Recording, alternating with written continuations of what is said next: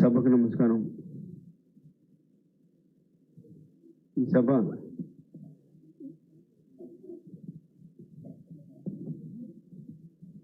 Indian literature committee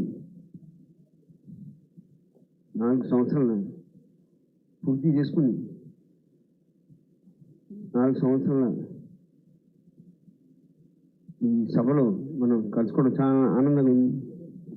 మీరందరి ప్రేమ అభిమానం ఆశ్చర్యం చూస్తుంది. ఇందాక రాగానే 10 నిమిషాల తర్వాత రండి టిఫిన్ రండి అన్నారు. టిఫిన్ రండి, టీ రండి, కాఫీ తాగండి అని చెప్పారు. కానీ మీ అందరి ప్రేమ అభిమానం మా కడుపు నిండిపోయిందండి.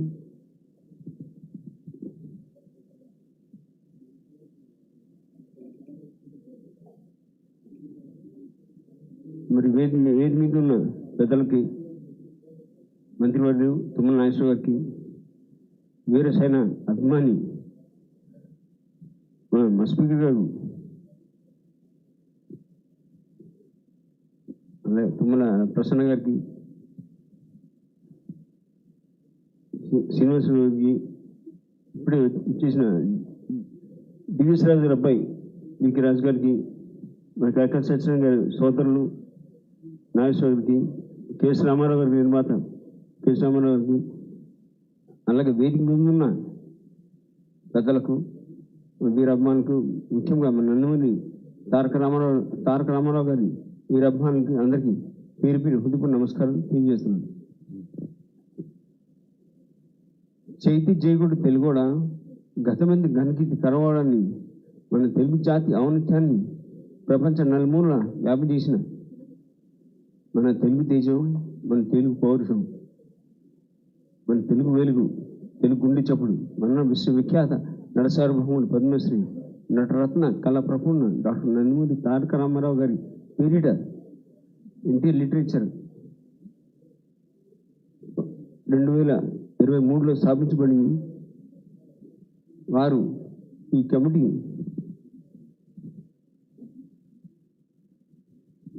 సభ్యులు ముందుగా రథసారథి ముందుకు వెళ్తున్న మన చైర్మన్ పి జనార్దన్ గారికి, రచయిత విక్రమ్ పోల గారికి, భగీరథ గారికి, మధుసూదన్ రాజు గారికి, రామ్మోహన్ గారికి, శ్రీపతి సతీష్ గారికి, రావుల గారికి, రవిశంకర్ గారికి, రఘురామ గారికి, కొమ్మిని వెంకటేశ్వర గారికి, గుమ్మడి గోపకృష్ణ గారికి, అశ్విన్ అట్లూరి వారికి, సతీష్ గారికి, వికి కృష్ణ గారికి, పిఆర్ఓ వెంకటరావు గారికి, అడ్వకేట్ బాలాజీ గారికి, వినాయకరావు గారికి, రాంబాబు గారికి, పార అశోక్ గారికి, వీరందరికీ ఎంతో కష్టపడి ఈ లిటరేచర్ కమిటీ ముందుకు తీసుకెళ్తున్నాను. వాళ్ళందరికీ శుభాకాంక్షలు తెలియజేస్తున్నానండి. 4 సంవత్సరాలు పూర్తి తీసుకుని విజయవంతంగా ముందుకు వెళ్తున్నారు. అలాగే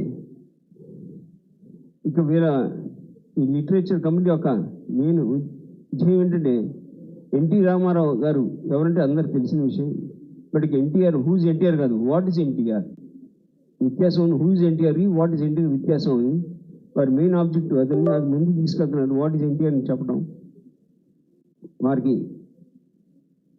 నేను మా కుటుంబం అంతా వారి వెనంట ఉన్నాం, సపోర్ట్ చేయడానికి చాలా చేస్తున్నారు. వాళ్ళు సత్యజయంతి ఉత్సవాలతో మొదలైంది ఈ లిటరేచర్ కమిటీ అనేది. ముందుగా సెంటిమెంట్గా సత్యజయంతి ఉత్సవాలు మా ఊరు నిమ్మకూరు ఊరిలో గ్రామంలో చేయడం జరిగింది. మొట్టమొదటి సత్య ఉత్సవాలు అక్కడ నుండి మొదలైంది. అక్కడ నుండి మళ్ళీ హైదరాబాద్లో పేతలపూర్లో విజయవంతంగా సాగింది. అక్కడి నుండి మళ్ళీ విజయవాడ, అక్కడి నుండి దేశ విదేశాలు, మద్రాసు పక్క రాష్ట్రం తమిళనాడు మద్రాసు కానివ్వండి, దేశ విదేశాల్లో అన్ని చోట్ల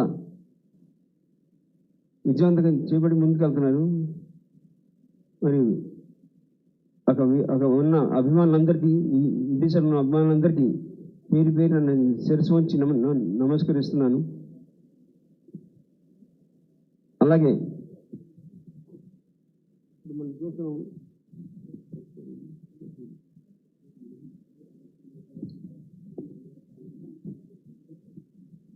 లిటరేచర్ కమిటీ వారు నేను హూజ్ ఎన్టీఆర్ అనేది భగీరథ గారు, విక్రమపల్లి గారు శక్తిభూషణ పుస్తకం రచించడం చేయబడింది. దాని తర్వాత భగీరథ గారు తారక రామం పుస్తకం రచించడం చేయబడింది. దాని తర్వాత విక్రమపల్లి గారు ప్రజాస్వామ్య పరిరక్షణ వేదిక పరిరక్షణ ఉద్యమం సజీవ చరిత్ర అనేది వారు రచించడం జరిగింది. టిడి జనార్దన్ గారు వారు స్వయంగా వారే 4 పుస్తకాలు రచించడం జరిగింది. మహాపురుషుడు, మైలురాళ్ళు, అలాగే వారి అసెంబ్లీలో ప్రస్తావన చేసిన ప్రసంగాలన్నీ కూడా ఒక సమకూర్చి ఒక పుస్తకాన్ని తీసుకొచ్చారు. అది కూడా కాదు, ఇంటర్వ్యూలన్నీ కూడా ఎన్టీఆర్ ఇంటర్వ్యూలన్నీ సమకూర్చి చరిత్ర ప్రసంగాలని పుస్తకం తీసుకురావడం జరిగింది. ఇలా వారు నాన్నగారు ముందు వారు ఏం చేశారో, వారి ఉద్దేశాలు ఏంటో ముందుకు తీసుకెళ్తున్నారు, విజయవంతం ముందుకు తీసుకెళ్తున్నారు. వారందరికీ పేరు పేరున హృదయపూర్వక నమస్కారం తెలియజేస్తున్నానండి. మీ అభిమానం ఈ విధంగా చాటి చూపించడం. ఇక మన అన్న ఎన్టీఆర్ వారి గురించి ఏమని మాట్లాడాలి, అందరూ మాట్లాడారు. వారి గురించి ఎంత మాట్లాడేది తక్కువే, కానీ తీరదు. ఆయన ఒక మహాపురుషుడు, యుగపురుషుడు, కళామ తల్లి వరాల బిడ్డ, దైవ స్వరూపుడు.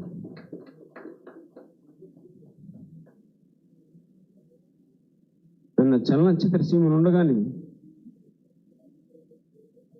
చరిత్రాత్మక చిత్రాలు తీశాడు. ఆయన ఎన్నో విభిన్నమైన పాత్ర పోషించాడు. ఆయన సాంఘికం, జానపదం, పౌరాణికం, మరెన్నో ఎవరు చేయలేని పాత్రలు, ప్రపంచంలో ఎవరు చేయలేని పాత్ర 50కి పైగా నిజ జీవిత పాత్ర పోషించే నటుడు ఎన్టీఆర్. శ్రీరాముడు, శ్రీకృష్ణుడు ఎలా ఉంటాడో మనకు తెలియదు, కానీ శ్రీరాముని, శ్రీకృష్ణుని రూపురేఖలు కల్పించిన ఆయన రూపమే చిరస్మరణి. ఆయన పాత్రలో విలీనమైపోయి ఆ పాత్రలో హావభావాలన్నీ, నడక నుంచి అన్ని అలవాట్లు అన్ని అలాగే ఉండేవి. మనం ఎక్కువ శ్రీరాముని, శ్రీకృష్ణుడు మాట్లాడతామండి. ఆయన దుర్యోధన పాత్ర చిన్న ఉదాహరణ చెప్తాను. ఆయనతో పాటు ప్రేక్షకులు కూడా తీసుకెళ్ళిపోయాడండి పాత్రలోకి. ఎన్టీఆర్ గారు పాత్రలోకి తీసుకెళ్ళిపోయాడు. ఆయనతో పాటు ఆడియన్స్ కూడా తీసుకెళ్ళిపోయాడు. దాని వేరే స్వరూపం చిన్న సీన్ చెప్తానండి, కొద్దిగా వివరంగా చెప్పాల్సి వస్తుంది. దుర్యోధనుడు కృష్ణుడి దగ్గరికి వస్తాడండి కురుక్షేత్రం ముందు. కృష్ణుడు నాటకం వేస్తాడండి, నిద్రపోతున్నట్టు కళ్ళు మూసి నిద్రపోతూ చూస్తుంటాడు. అప్పుడు దుర్యోధనుడు వస్తాడు. దుర్యోధన వచ్చి కాళ్ళ దగ్గర కూర్చోపోయి, లేదు నేను కాళ్ళ దగ్గర కూర్చోండి, తల దగ్గర కూర్చుంటానని, అంటే మన రారాజు కదా అని వెనక్కి ఆయన తల దగ్గర కూర్చుంటాడు. ఆయన అప్పుడు అర్జునుడు వస్తాడని, బావ ఎప్పుడు వచ్చింది పద్యం అయిన తర్వాత మీకేంగా బాగా కోరిక అండి, కోరిక అడుగుతాడు అయిపోయిందని. అప్పుడు తిరిగి చూస్తాడు ఆయన దుర్యోధనుడిని, బావ నువ్వు ఎప్పుడు వచ్చావు బాగానే అయిన తర్వాత. అప్పుడు ఒక చిన్న డైలాగ్ ఉంటుంది, నీకు గుర్తుందో లేదో, ఒళ్ళు కొడుకున్న కప్పట నటక సూత్రధారి అంటాడు. అందరూ ఏళ్ళ కొట్టారండి, ఇద్దరా దుర్యోధనుడు అండి. అంటే అందరూ మర్చిపోయారు అక్కడ, ఇటువంటి ఏరియా అటువంటి ఏరియా, కానీ ఇక్కడ దుర్యోధనుడు కనిపిస్తుంది అందరికి, ఆడియన్స్కి. అందరూ ఏళ్ళ కొట్టారండి. కపట నటక సూత్రధారి అండి, పళ్ళు కొడుకున్న డైలాగ్ చెప్తాండి. దట్ ఈస్ ఎన్టీఆర్ అండి. ఆయనతో పాటు ఆడియన్స్ని కూడా తీసుకెళ్ళిపోయాడు. మోహన్బాబు ఆయన మీద ఎంత చెప్పినా తక్కువే. ఆయన ఒక నటుడుగా అగ్రస్థానంలో ఉంటూ ముందుకెళ్తున్న వేళ ఇంకో పక్క మన తెలుగు జాతి, తెలుగు ఆత్మగౌరవాన్ని భంగం కలుగుతుందని, అనేం జరుగుతుందని, మళ్ళీ మన తెలుగు జాతి ఆత్మగౌరవాన్ని నిలబెట్టాలని నేను ఒక తెలుగోడిని, తెలుగు బిడ్డను, తెలుగుదేశమే నా పార్టీని రాజకీయ పార్టీ నిలబెట్టి చేతి చేయకూడదు తెలుగు గతమంది గణకీర్తి కలవడాన్ని 9 నెలలు రాష్ట్రమంతా తిరిగి మన అన్నగారు హరీష్లో చేతన రథసారిగా ఉంటూ 9 నెలలు కష్టపడి మళ్ళీ 9 తిరుగులకు మన తెలుగు రాష్ట్ర ప్రజలు వారిని ముఖ్యమంత్రిగా ఎన్నుకోవడం చేయడం జరిగింది. మరి వారు ముఖ్యమంత్రి అయిన తర్వాత ప్రజలకు ఎన్నెన్నో సేవలు అందించాడు ఆయన. ముఖ్యం పేద ప్రజలు, ఓ పేద పాపాలి పెన్నిదిగా, రైతన్నలకు అన్నదాతగా, కార్మిక సోదరులకు దన్నుగా, ఆడపడుచుకు అండగా నిలబడి ఎన్నెన్నో సేవలు అందించాడు ఆయన. అందరూ చెప్పారు వాడు చేసిన ఘనకార్యాలన్నీ మరవలేనివి.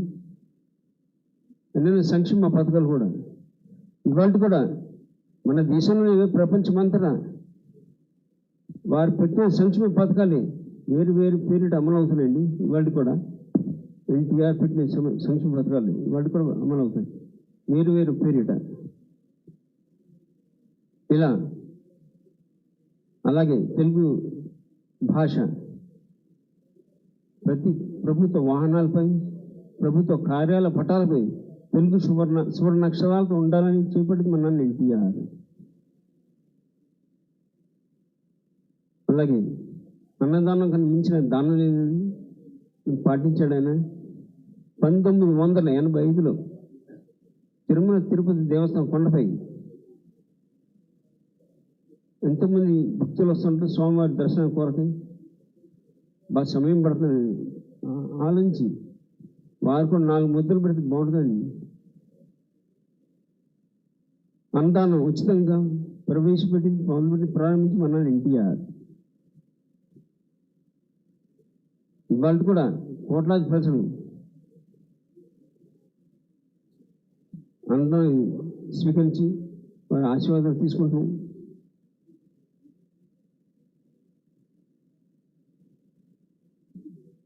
ఇందాక కుటుంబ వ్యవస్థ గురించి వచ్చిందని ప్రసన్న కుమార్ గారు చెప్పారైనా. మా అమ్మగారు కుటుంబం గురించి, మా అమ్మగారి కుటుంబం ముంచు కుటుంబం అండి. అంటే మా అమ్మ నాన్నగారు, మా అమ్మ అన్నగారు, ఉమామేశ్వరరావు గారు అండి. ముంచు మామని మేము పిలిచేవాళ్ళం. మంచి హైట్ ఉండేవాడైనా, 4 అడుగులు 6 అంగుళాలు ఉండేవాడైనా. మరి మన నాన్నగా పెద్ద, మేము కూడా పెద్ద అంటే మాకు అలవాటు, మేము కూడా పెద్ద అంటాం. ఎందుకు మేము స్టూడియో తరఫు నుంచి సరే నాన్నగా ముఖ్యమంత్రి అయిన తర్వాత ఇక్కడ తెలంగాణలో పట్టేలు పట్టణ వ్యవస్థ, అక్కడ మున్సిపల్ కారణం వ్యవస్థ రద్దు చేసినప్పుడు అప్పుడు మా మేనమావ వచ్చి ఏం బావన్నా బీకేసి అంటున్నాడు. ఇన్ని బీకలా నీలో ఉన్న మున్సిపల్ బీకే అన్నాడు. దట్ ఇస్ ఎన్టీఆర్ అండి. నిన్ను బీకలా నిన్ను ఉన్న మున్సిపల్ బీకే, దట్ ఇస్ ఎన్టీఆర్. కుటుంబం ఏం చూడలేదు, ప్రజలకు అంకితమైన, ప్రజలకు ఏం కోరితే అది. ఇలా మన గురించి ఎన్నో చెప్పుకుంటూ పోతే సమయం సరిపోదు, నా జన్మ సరిపోదండి. ఆయన లోతు దిగుతున్న కొద్ది ఏదో ఒకటి వస్తూనే ఉంటుంది. మహాపురుషుడైన తెలుగు జాతి, తెలుగు గడ్డ, తెలుగు నేల, తెలుగు భాష ఉన్నందుకాలం వారి రామనామం చిరుస్తున్నానండి. మరి ప్రతి మగాడి వెనక, విజయం వెనక ఒక మహాలక్ష్మి ఉందంటారు. అది ఏమాట సత్యం. మా నాన్నగారు వెంట మా అమ్మగారు బసవరామ తారకమ్మ గారు ఒక వెంట ఉన్నారు. కొన్ని వాళ్ళు చూస్తున్నాం. ఆ మహాతల్లి దాన్ని తీసుకొస్తామంటే ఈరోజు మనం చూస్తున్నాం. మహాతల్లి ఇవాళ ఒక్కరిద్దరు పిల్లలకి లబ్బోదిగో అంటున్నాం మనం పెంచడానికి. ఒకరిద్దరు పిల్లల్ని పెంచడానికి లబ్బోదిగో అంటున్నాడు. 12 మంది సంతానం అండి. 12 మంది. మొట్టమొదటి 2 సంతానాలు గుడివాడ దగ్గర అక్కడ పుట్టడం ఇద్దరు రామకృష్ణ అన్నయ్య, దీక్ష గారు. దాని తర్వాత మద్రాసు రావటం, అంటే మేమంటే అమ్మ నాన్న మద్రాసు రావటం, అక్కడ సినీ జీవితం ప్రారంభం అవటం అక్కడ జరిగింది. మరి అక్కడ మరి రాష్ట్రం కాని రాష్ట్రం, భాష కాని భాష, పట్టణం కాని పట్టణం ఎవరు లేదు. ఉన్నాం అనుకోండి, ఈ పక్క ఆ పక్క బామలు వచ్చి మన పిల్లల్ని ఆడిపిస్తారు. కానీ అక్కడ పట్టణం కాని పట్టణం, భాష కాని భాష, మద్రాసు. మరి మా మహతయ్య మమ్మల్ని ఎట్ట పెంచిందో అది చరిత్ర. ఇలా 12 మంది ఆ బిడ్డలో జన్మించు ఎప్పుడు జన్మించేసి ప్రేమ ఎప్పుడు మనిషి భావిస్తూ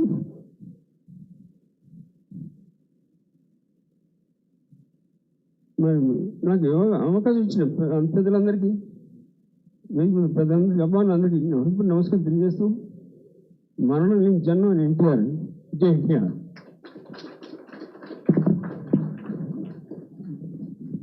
ధన్యవాదాలు సార్, చాలా ఎమోషనల్ స్పీచ్. అలాగే ఇప్పుడు